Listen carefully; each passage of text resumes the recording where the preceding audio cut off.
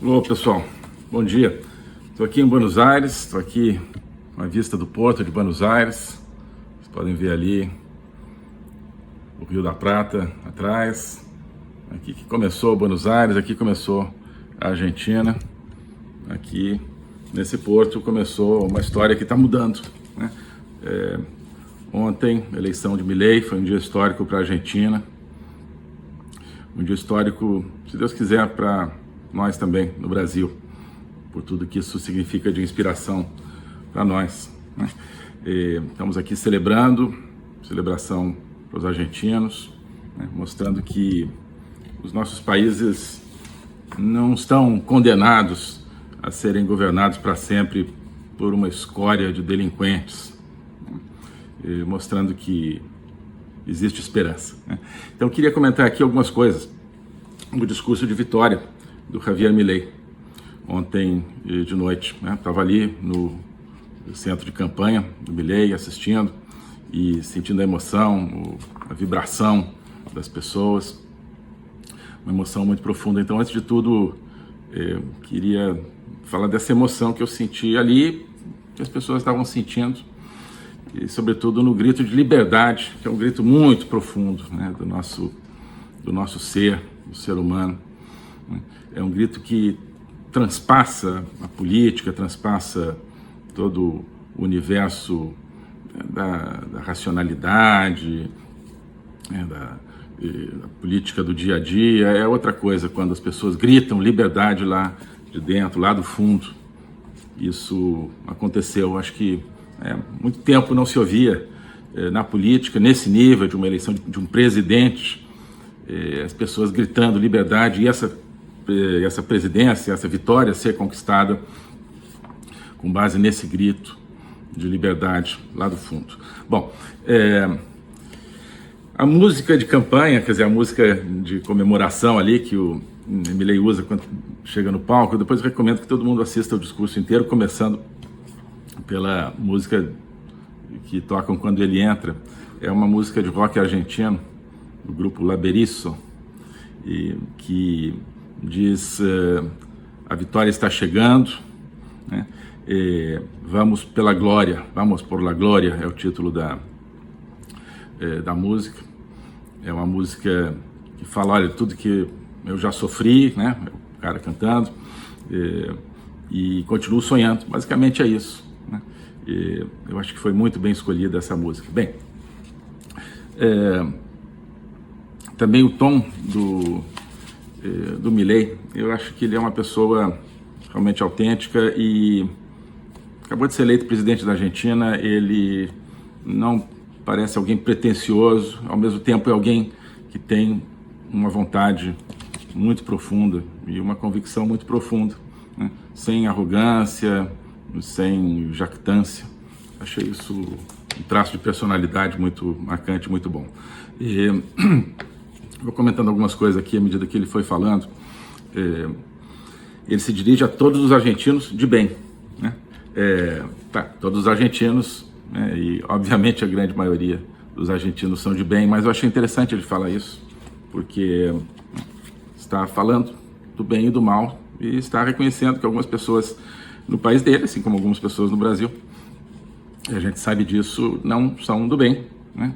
E essas pessoas ultraminoritárias têm um poder muito grande. Então, já senti aí um traço de uma distinção fundamental, né? A gente tem que fazer essa distinção fundamental entre o mal e o bem e contar com essa coligação do bem para as transformações que a gente precisa. Ele disse, olha, hoje começa a reconstrução da Argentina, né? Essa foi a tônica do discurso. Depois ele vai dizer, hoje começa o fim da decadência argentina. Então, esse foi um traço também marcante. A ideia de que a Argentina retoma um caminho de uma grandeza perdida. Ele falou, mais uma vez, olha, a Argentina já foi uma grande potência e pelos malfeitos de uma classe política, sobretudo essa Argentina desapareceu, foi destruída.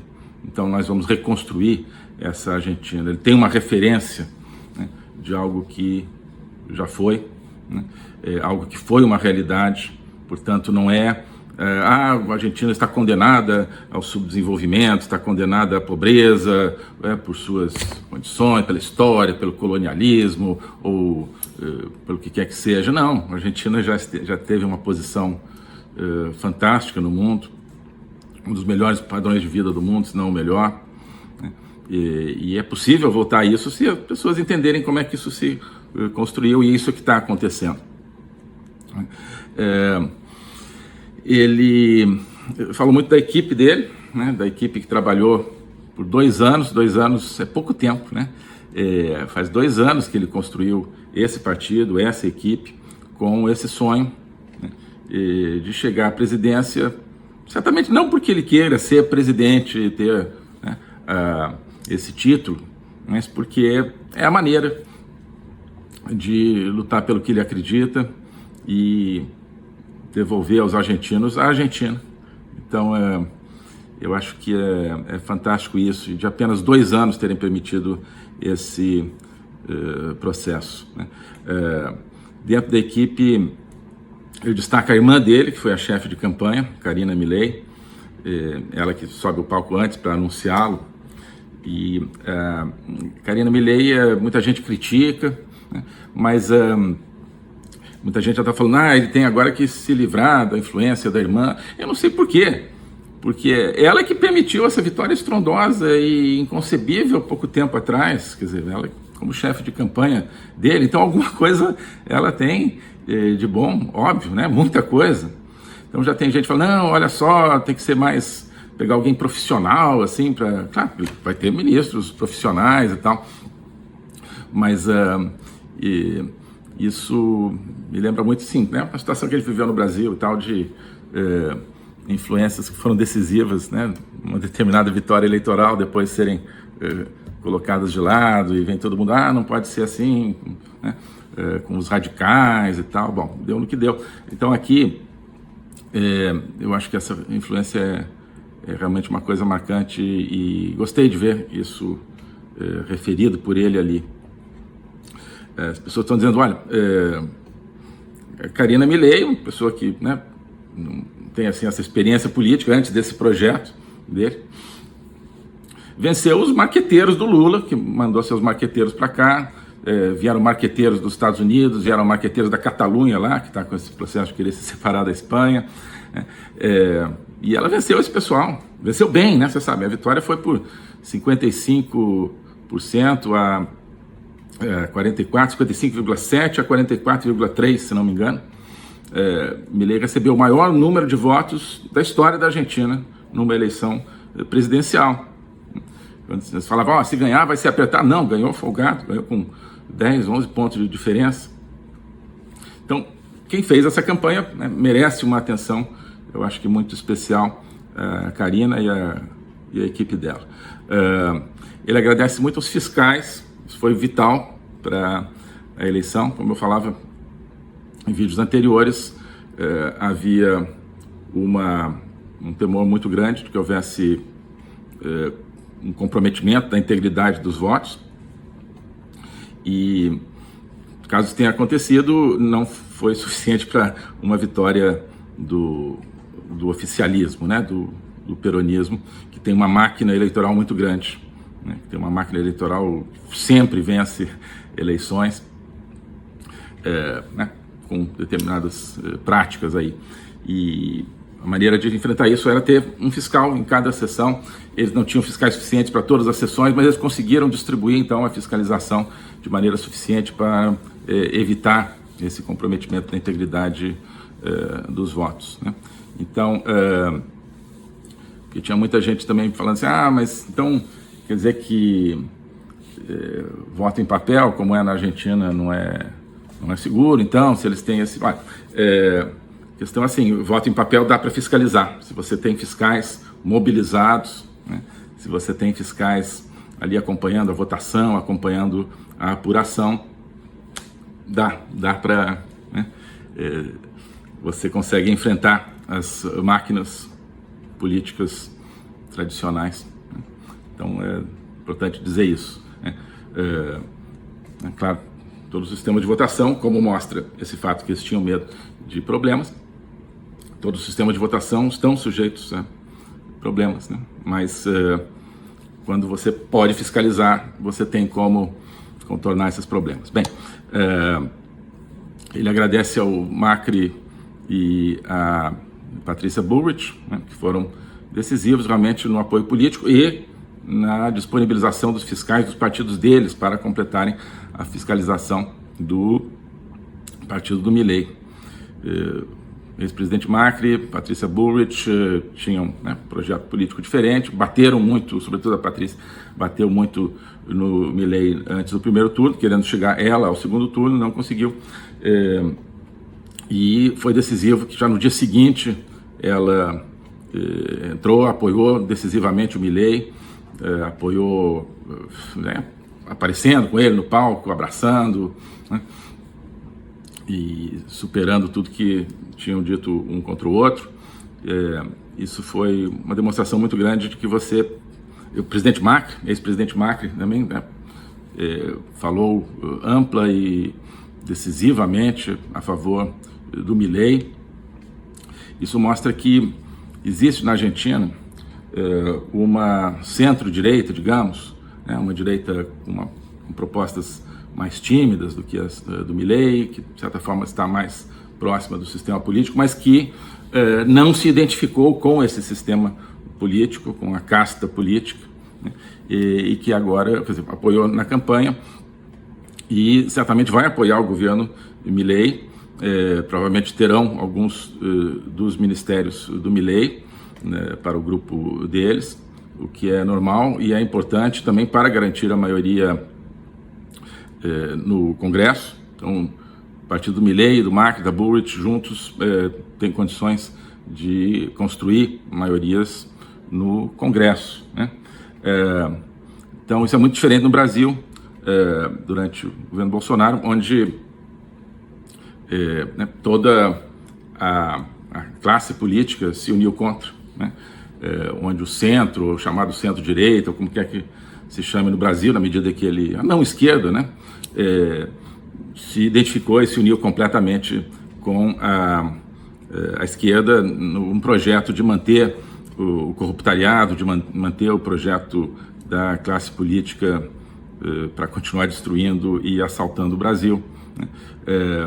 Então, isso é uma grande diferença, né? A qualidade do centro-direita na Argentina, e o que parece ser um claro compromisso deles com a mudança e não com a preservação da classe política. Então, Milei diz então, olha, começa o fim da decadência argentina, vamos voltar ao caminho que nunca deveríamos ter perdido. Ele diz, hoje termina o modelo empobrecedor do Estado onipresente. Muito marcante isso, é uma mudança de modelo, não é só uma mudança de governo, é uma mudança de modelo de país. Ele diz, termina a ideia de que o Estado é um botim, né, um saque a ser repartido entre os políticos e os seus amigos. Esse é o modelo que ele descreve, que é o modelo do corruptariado, que é o modelo que vigora também no Brasil, né?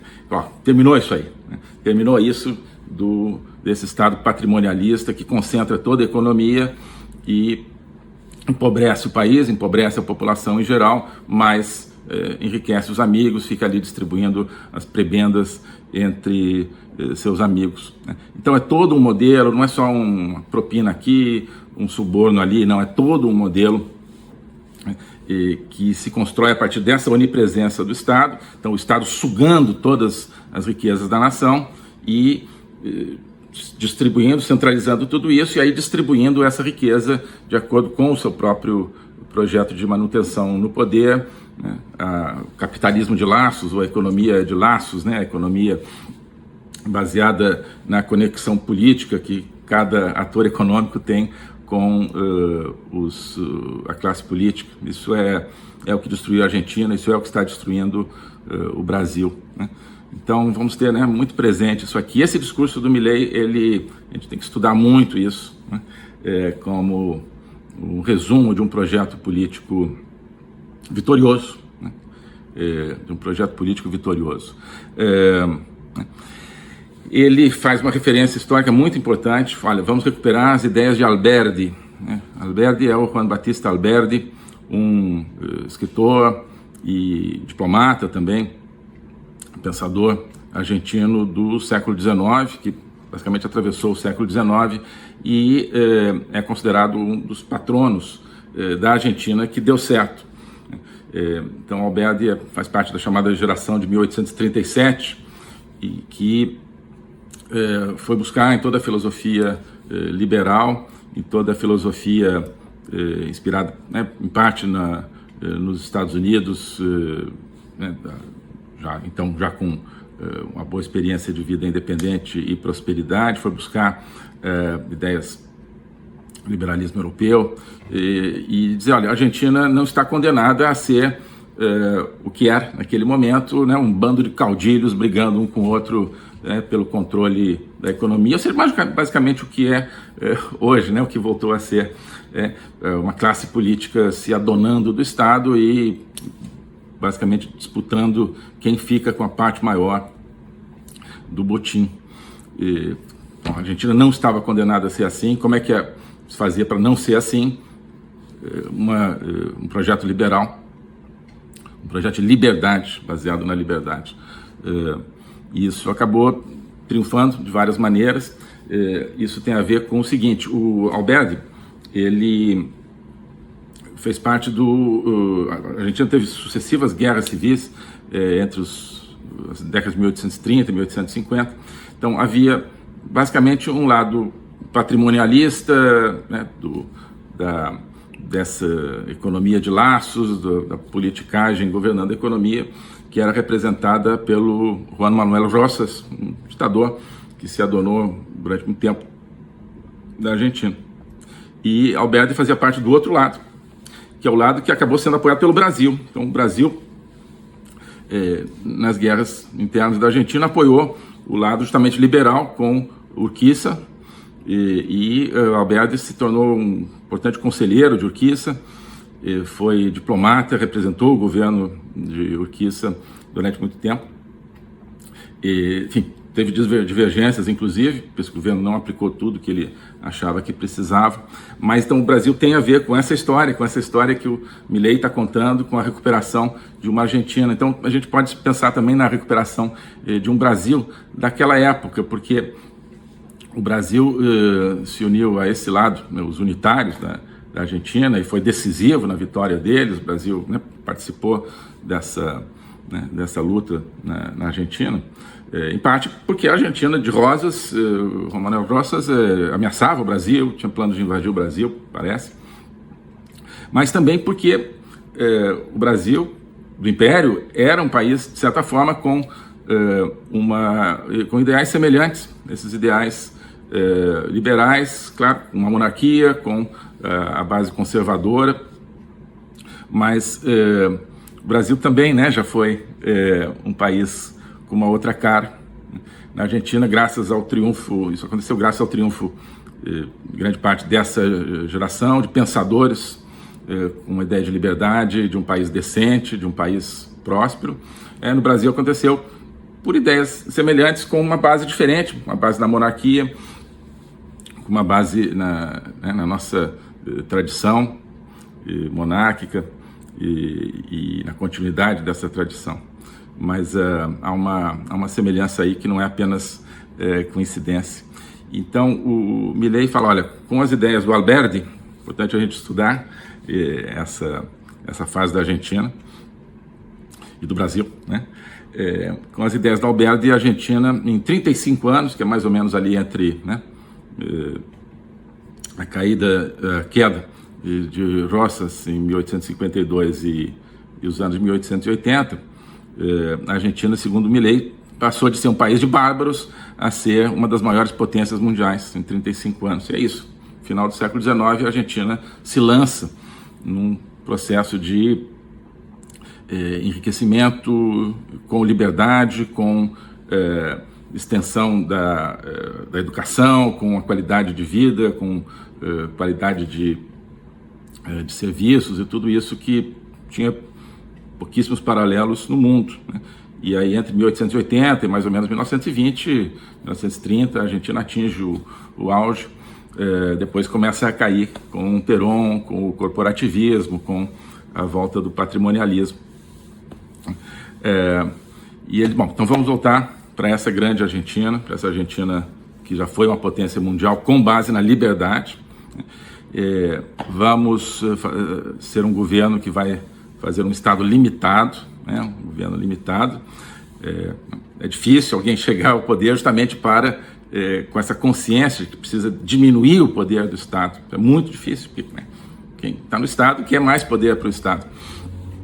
A primeira dúvida que se coloca é será que no poder vai manter isso? Eu acho que sim. E ele fala, olha, nós vamos cumprir, a expressão em espanhol é uma expressão dura, assim, né? Vamos cumprir a rajatabla, os nossos compromissos, né? A rajatabla quer dizer, tábua é uma tábua e raja é rachar, né? Então, assim, rachar a tábua, no sentido, olha, no sentido de sem nenhuma concessão em termos dos compromissos assumidos de campanha, né? Vamos cumprir de cabo a rabo, a gente diria, os compromissos, né? E com isso o modelo de decadência, diz ele, chegou ao fim. O modelo da decadência da Argentina chegou ao fim, agora começa um novo modelo, não há volta atrás, né? Os resultados, eu falo, agora, quem sabe, em 35 anos, é o que ele acredita, nós vamos voltar a colocar a Argentina no topo dos países do mundo. Eu acho que isso é possível para o Brasil também, né? Claro, então ele tem uma consciência de que não é de uma hora para outra, não é de um momento para o outro, é o começo de um processo, né? Mas para que esse processo progrida, o fundamental acho que é o começo, que ele mantenha então as ideias, né? Coloque a Argentina nos trilhos, né? E que não comece, claro, se começar logo no começo a relativizar daqui e dali, aí não é 35, vai ser nem 300. A mudança do modelo é o que vai, né, refazer esse caminho, que ele sabe que é longo, que é mais longo do que o mandato dele, mas, né, não é porque é longo que vai dizer, olha, é longo, não dá para fazer tudo em 4 anos, então não vamos fazer nada. Não, ao contrário, né? Eu acho que a ideia dele é essa, vamos cumprir todo o compromisso, isso vai apontar um novo caminho, esse caminho continuará a ser trilhado, mas você já começa dizendo, olha, né, não dá para fazer tudo, então não vamos fazer nada, obviamente não seria feito nada. E ele repete muito isso, vamos voltar a ser uma potência, então essa ideia do poder, da grandeza do país, que a Argentina tinha perdido completamente. A Argentina, nesses últimos 20, 25 anos, vinha se tornando, sob o domínio da esquerda, né, como tenho insistido muito, um país triste, um país profundamente descrente de si mesmo, um país entregue, né, pessoas entregues, pessoas que, né, não tem mais nenhum componente de grandeza nacional na sua estrutura de vida, né? Pessoas podem tentar ter um empreguinho um pouco melhor, na verdade, né, manter o seu emprego, salvar o seu negócio. Tantas pessoas perderam seus empregos, seus negócios. Então isso era o máximo que as pessoas aspiravam durante esse período. Agora voltam não, tem aqui uma nação, né? E esse desejo de fazer parte de uma construção de uma nação poderosa, de uma das maiores nações do mundo, é algo que mobiliza as pessoas de uma maneira completamente diferente, uma maneira muito mais profunda do que simplesmente, né, aquela tentativa de manter o seu emprego, de manter o seu negócio. Tem a dimensão jurídica que ele levanta, achei muito bom. Ele fala, dentro da lei tudo, fora da lei nada, né? Nós né, seremos contra aqueles que querem usar a lei para manter os seus privilégios, né? Portanto, ele, né, não vai deixar que continue a prosperar, né, essa espécie de justiça dos amigos, né? Não é uma expressão dele, é uma expressão que eu uso, né? Então, contra a manipulação do sistema jurídico, do sistema legal, algo que certamente pode nos inspirar muito no Brasil. Realmente nós temos vidas paralelas muito próximas, Brasil e Argentina. A Argentina está sofrendo com uma degradação econômica, com uma degradação psicológica, né, sentimental, moral, e também isso faz parte de uma degradação jurídica, uma degradação do sistema judicial manipulado por né, um sistema corrupto. Ele diz, olha, isso vai acabar, né? Ele percebe que isso tem que acabar também. Isso de que, olha, a lei depende se é meu amigo vai ser um determinado tratamento, se é meu inimigo vai ter outro tratamento. Né? Amigo do sistema não está sujeito à lei, inimigo do sistema está sujeito a uma lei, né, muito mais dura até, né, do que a lei que realmente existe, né, uma lei inventada para punir os inimigos. Então ele fala, olha, isso aí acabou.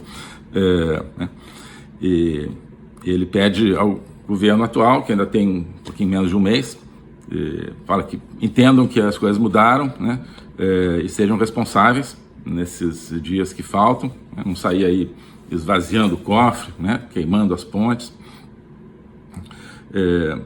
E né, diz assim, olha, vamos mudar para valer, a situação é crítica, a Argentina está numa crise profunda, e nesse quadro não há lugar para gradualismo, não há lugar para ser morno, né, tibieza, não há lugar para meias tintas, né, meias cores, né, para pintar as coisas em cores cinzentas, em cores pastel, não. Né, acho fundamental, muita gente está destacando isso, acho que é realmente fundamental.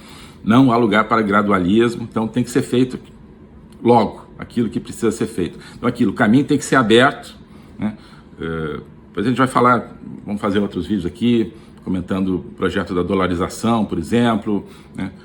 Outros projetos de mudança, mas acho que ele deixa claro que vai manter essa determinação de instaurar as mudanças logo no começo, logo de cara, e não ficar, olha, vamos mudar um pouquinho aqui, um pouquinho ali, porque está difícil, depois vamos mudar um pouco mais, quem sabe lá frente, aí não muda e aí, né, começa a voltar à normalidade da mediocridade e da decadência.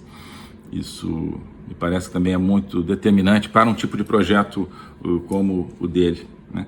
Então não está com medo, vai ser radical. Sim, a Argentina está numa situação tal que precisa de um radicalismo de mudança. É para isso que ele foi eleito, né? Então, assim, foi eleito com essa plataforma, agora vai chegar assim, não, eu vou ser, né, mais cauteloso, não dá para fazer tudo, não dá para fazer tudo em 4 anos. Cara, não dá para fazer tudo em 4 anos, nem 10, nem 20, né?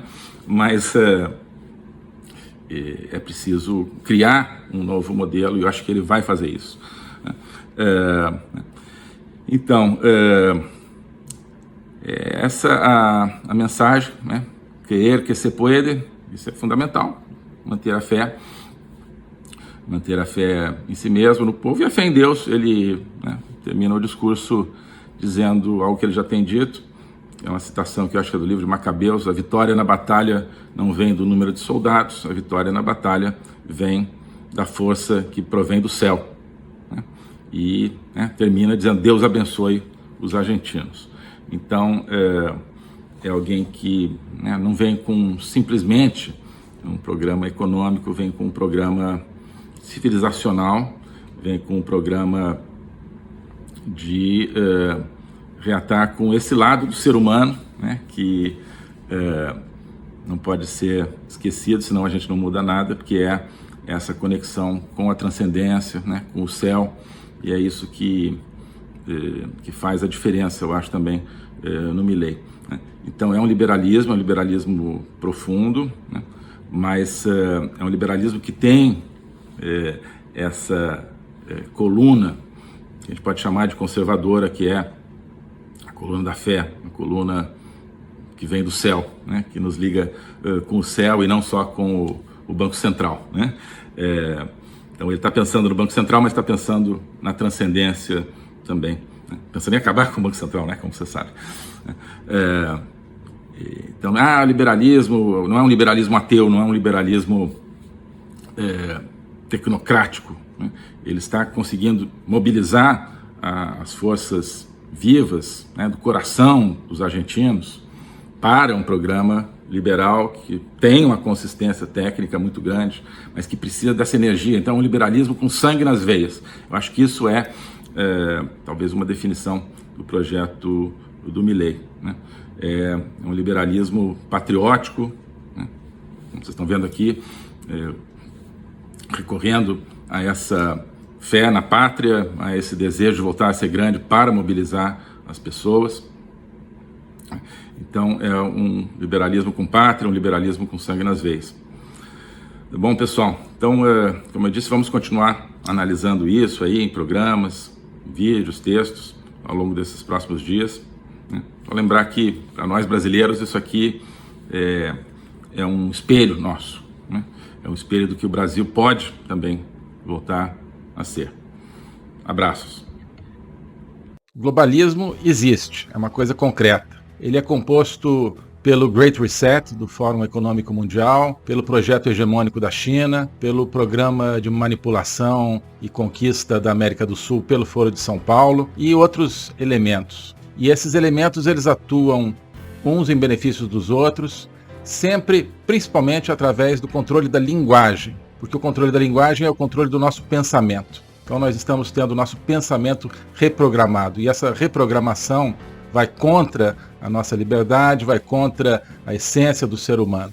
Isso é o globalismo. Com base nesse estudo, nessa experiência, é que eu criei o curso de Logopolítica. Toda semana eu dou aulas sobre geopolítica, literatura, filosofia, cultura de um modo geral, tudo isso em conjunto formando um espaço de conhecimento que eu denomino a logopolítica, para nós não apenas entendermos a ameaça do globalismo, mas podermos nos contrapor a ela. Se você quiser entrar nesse projeto de conhecer o globalismo e enfrentar o globalismo, clique aqui